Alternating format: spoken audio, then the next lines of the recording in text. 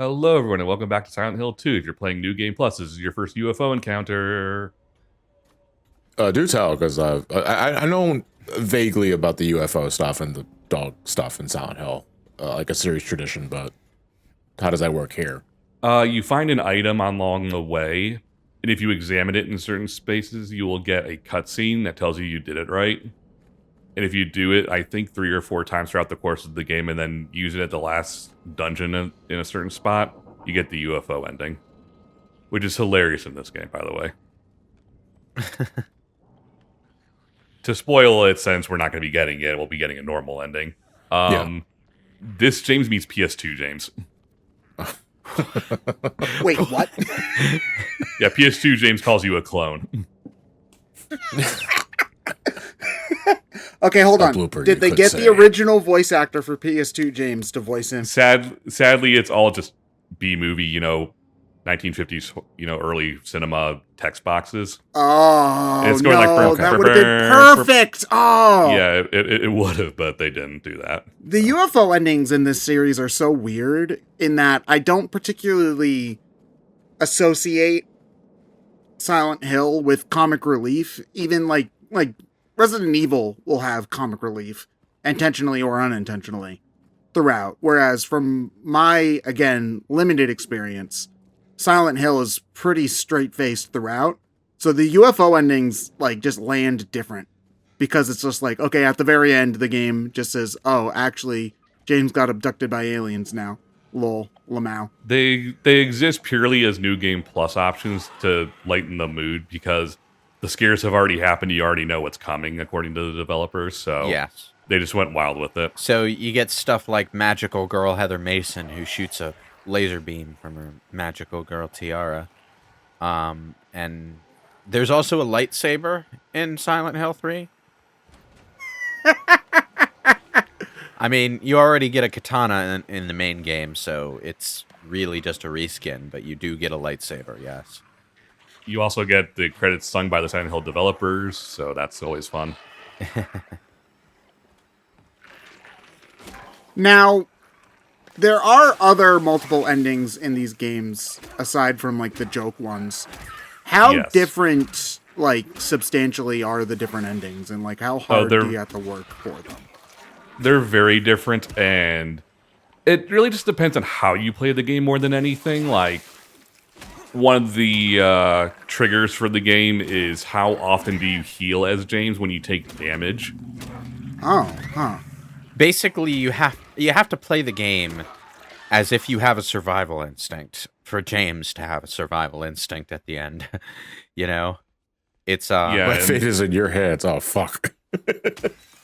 So it's pretty easy to get what you want out of the game, as long as you know how the game works. Is there anything at, once you beat the game that says how many endings there are and stuff like that? Yeah. Okay. So, there's hints to getting all of them? Because I'm imagining, when the game first came out, these alternate endings just exist as, a bonus for when you beat the game multiple times. Versus, I feel like in the modern day, guides for getting everything is more expected from a game than a game that came out in the 2000s. I think that kind of thing was expected enough at the time the PS2 games came out. I'm more thinking about in general, if you think this is more of a platformer RPG kind of thing than a horror game kind of thing.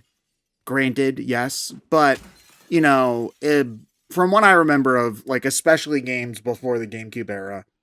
If you were lost and couldn't find something, sucks to be you. Buy the issue of Nintendo Power that covers the game that you're looking for. Was kind of the attitude that it had, And I think it might have been, the rise of the internet when people could just look up stuff on their own anyway, where developers realized, okay, so if people are just going to look it up anyway, we might as well put a guide to it inside the game for a better experience. Versus the kind of figure it out yourself mentality that many had in the 90s. Well, I mean, the Silent Hill games did tell you what ending you got. Within the within like the results screen at the end, the same results screen that tells you what percentage of the items you got. They'd say you got good plus or whatever. Oh, okay. Oh, okay. So Um, there is considered plus? like a good ending, bad ending situation. I thought it was Sort of. But good plus is what it was called in the first game, where there was a good ending, a bad ending, and variations on the ending depending on whether Sybil Bennett survived.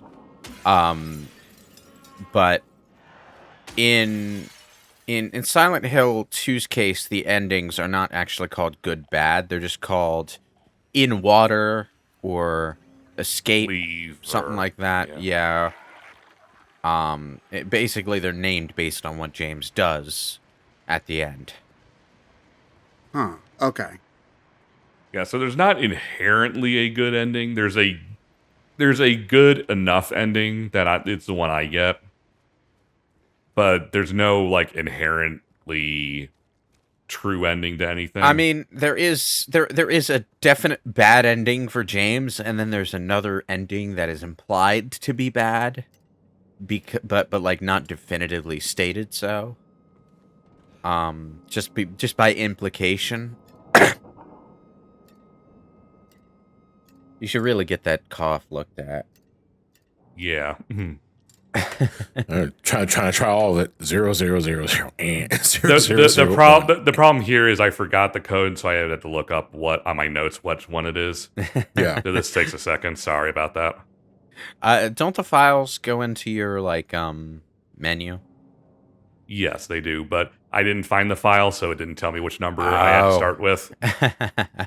So I'm trying. There we go. Where do you get the code from the stuff that you've been looking at so far? By the gas station, I think. Okay. This is a true Fallout experience, just wandering into a grocery store. One of the first locations that you can be directed to explore once you're in the open world in Fallout 3 is a supermarket that's been abandoned ever since the bombs fell. You're looking through it for food and stuff. Or at least you're looking through it to figure out if it's a good place to look through for food, because Moira Brown is making a wasteland survival guide. It's cleaner than the gas station near my house.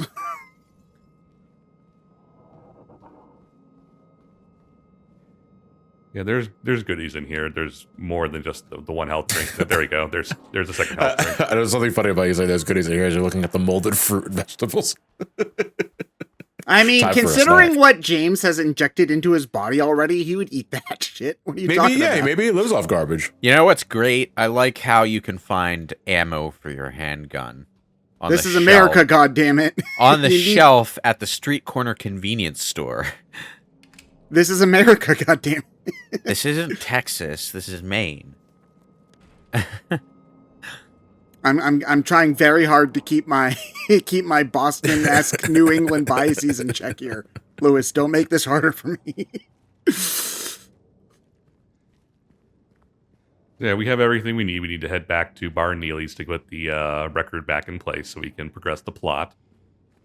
But we'll do a little bit of exploring in the meantime, see if there's more goodies around. But thankfully, the map is pretty good in this. In the original game, we would have been like already in the apartment by now because the town doesn't really have much that you need to do to progress. Okay. Yeah, in the original game, you could just spam the spacebar quick save and just run your way to the apartment. Because How does that work? How does that work? there was a bug in the original where, okay, so James does have limited stamina Yeah. in the original game, but if you quick save it refreshes that. What? So Oh, speedruns of the original game are just constantly spamming the quick save button. And I'm assuming like in the quick save or quick loads are instantaneous. On the PC version, yeah. On the PC version is okay. So you can just spam the quick save button and James just runs forever. That kind of reminds me of, I don't know, like I remember GTA 3, at least on the PlayStation 2, you also had a stamina meter on that one, but you can completely circumvent it. Instead of holding down the sprint button, you just pump it. That's And similar you to a essentially- bug or exploit in Breath of the Wild, where if you whistle, you don't use your stamina. So people Yeah. will mash the whistle button while you're running. But your lips are dry as fuck by the time you get to your destination.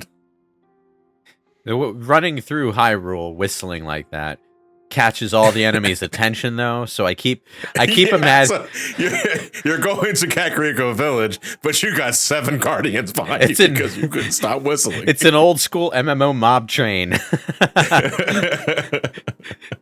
Newer MMOs don't do this because they tether they tether random enemies very close to their location, so they can't actually like go very far from where they started. But in older games, they would chase you all the way across the map. I played Final Fantasy XI. I've been chased through entire maps by random enemies. And one of the really dickish things that some griefers would do in old MMORPGs is gather all the enemies in area and bring down hell on the nearest newbie that they find. Just run past another player. Now those monsters are their problem. I don't know why for a second. This is just because like how much fucking brain rot I have. I thought the jukebox was going to shoot the vinyl at James, then suddenly grow arms and legs and boss battle time. Well, that would be funny, but this isn't that kind of game. Damn. It is a classic Silent Hill aspect where in this ruined modern town, you occasionally find these really archaic looking keys. Like the original game had its like Wizard of Oz themed key set going on. I mean, have you ever in your life, this goes for anybody, ever opened the old-fashioned lock and keyhole with an old-fashioned key? Yeah. I haven't, but I have seen old-fashioned keys, or at least keys that are made to look old-fashioned, because I'm fairly sure they're new. It's like, except no substitutions. I think they might just look like that just for the video gamey aspect of it, so that you know it's a key that like opens something specific. Well, as opposed to a background detail. It's also, well, I mean, you didn't really get a good look at the key in the first game either. It's actually a flavor decision made intentionally. Like, it's supposed to look out of place, not just to call your attention to a gameplay mechanic, but to, like, within the setting, it's supposed to look like it doesn't belong. Like, the town itself has a very weird, incohesive feeling to it. It's a part of the fever dream, you know? Like, this is a random ass dream, but I had a dream last night where I was playing what amounted to a trading card game with boxes on the shelves at Walmart in the stocking room, and I'm like, my subconscious has taken this to a weird place, you know? Dreams are fucking weird. Speaking of keys, though, one minor detail that I love about this game is that James just leaves the key in wherever he uses it. I guess that explains why it goes away as soon as you open the door, you know. It would make an awful lot more sense why Link can't use the same key to open every door if he just left it in there, as opposed to breaking each door he opens. Yeah. As opposed to Resident Evil 2 Remake, where you keep the key and then throw it out because it has a check mark on it in your item list. Yeah. How did you know you've used it on all the doors it can be used on? Psychic powers. Well, it's clearly labeled only for the police HQ door.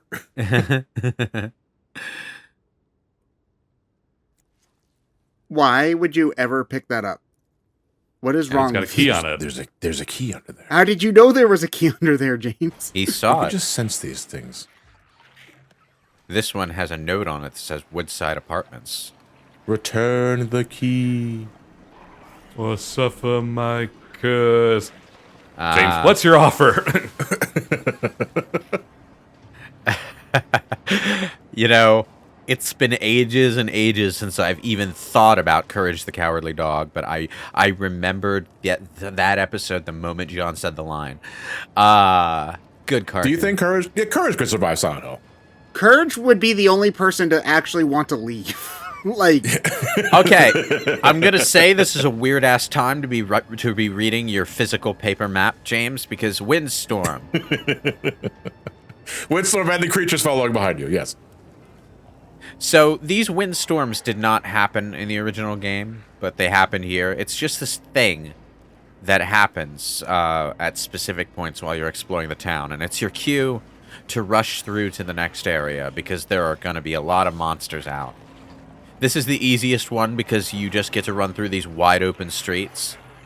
But it does get more navigationally complex later, where there are narrower passages and enemies that you have to work harder to avoid. I would appreciate some hustle, James. You know, this like mildly brisk power walk is not doing much good for you at the moment. Having said that, I do like the paper map. I mean, it was always supposed to be a paper map in the original games, but we get to actually see James open the paper map, and it's got all the old marks on it. I can't wait until we get a Silent Hill 3 remake and we get to see those squiggles and doodles that Heather does to mark certain locations on her map. Well, we're gonna have to wait a bit because this team's remaking Silent Hill 1 first. So yeah, Well, that's again, interesting. that only makes sense because like Silent Hill 3 is a continuation of 1. So, and 1 is like the least available of the Silent Hills. I mean, they haven't officially re-released the PC versions of 2 and 3, but you can at least sail the high seas for them, you know? Like here, and 4 is available on GOG. You can just buy that one for $5 or something. Puzzles, ooh. But Silent Hill 1, to this day, is still PlayStation 1 and PSN exclusive. Like, the only official way to get that is to get the PSN version now, or buy a physical disc. And God knows how much that is marked up too at this point. I don't think it's that expensive, but I haven't checked. Now that I think about it, I should check. Considering the state of retro gaming at the moment, I just assume everything's expensive until proven otherwise. Well, PlayStation 1 games don't tend to run that high just because, unless they have like a limited print run. But let me, I'm typing it up on eBay. Silent Hill PS1, okay. I'm looking at a greatest hits print of the game that's $165. It looks like Yep. you're right on this one, Ted. Yeah, for retro gamings, just assume it's too much money until proven otherwise. I guess Silent Hill 1 didn't have a massive print run. It's so weird that it's that marked up, considering you can just get the digital version on PSN, though. how strange, but we'll find more strange things to encounter in the next part of Silent Hill 2. So see you guys all later. Bye.